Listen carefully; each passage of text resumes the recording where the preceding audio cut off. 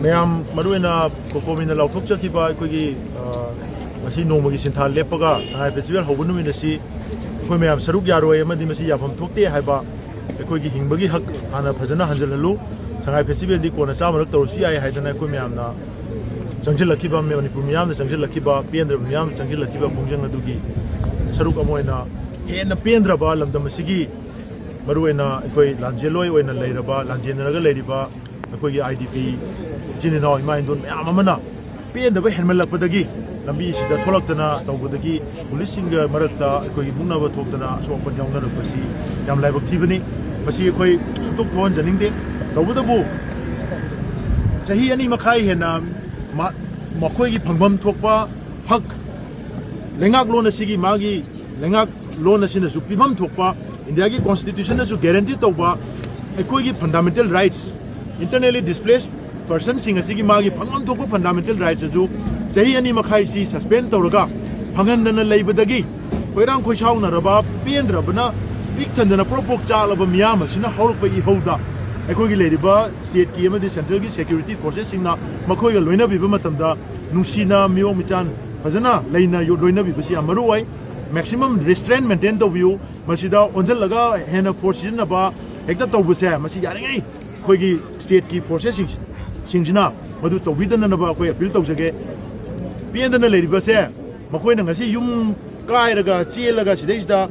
Kopai, then the Labadona, relief came the lady Basse. State forcing Aduna, Mayumhange have that thing but Piraiba, Kuki Kulai Paiba, narco terrorist singado, Makogi Matakta, Chaba, Chera Piba, Tabak Pakapangam, the Badagi, Mayum Hanbangam than the lady Made have a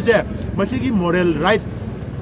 Masigi moral responsibilities, Masia Koi state key forces, central key forces. Amadis Paliba President Nulgi Government Administration China, Madugi responsibility, Lobiga Davani, Madugi responsibility to Pubangam Drakanda, Somlak and the Pian and Laureva Mishing, Adu Wanzelaga, Puba Chaiba, the Kanaba Munaba Tolakanda, Misus Horabina, Masana Kut Hanare, Hanarakanda, Sopan Tokanda, Maduda, Arum Achumaranti, Donaraga, in Jenabagi Poche, Yananga Masito, the Nabonasi, Ako is a boycott, Ako Saru Yazaro Hibani,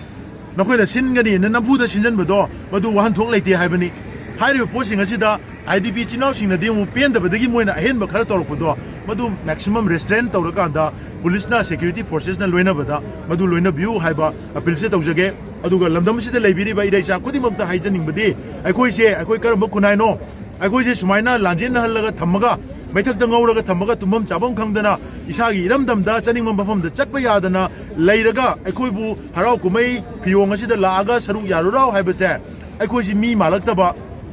Amadi Masida Kuna Chasalu Batogadi, I could see a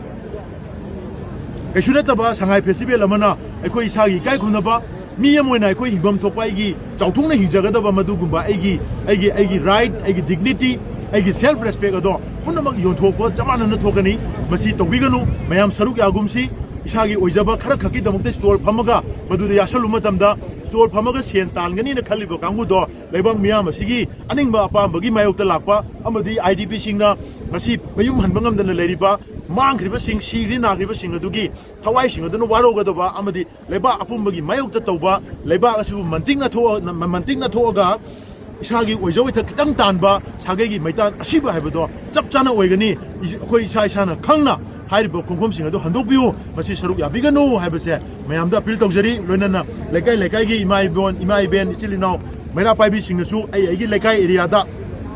Store Pamba Chataba, Adegi Shano White over Chataba, Yem Chataba, Masi Kuchalugumsi, and Saru Yaragumsi, Haiba, Paujelamadi Masigi Messes, Masi appeal it to Rakanda, Mainam Piragan down Wanamda, a quick Kairo Lekagi, let Manum the Lamjau, the Tok Drazo, I get Lekai area sing, Masi Kumasen, Bahaptam in the Bagi, Adum Laba, mobilization, awareness campaign issue, the view had an Cocomi, my Kedi appeal.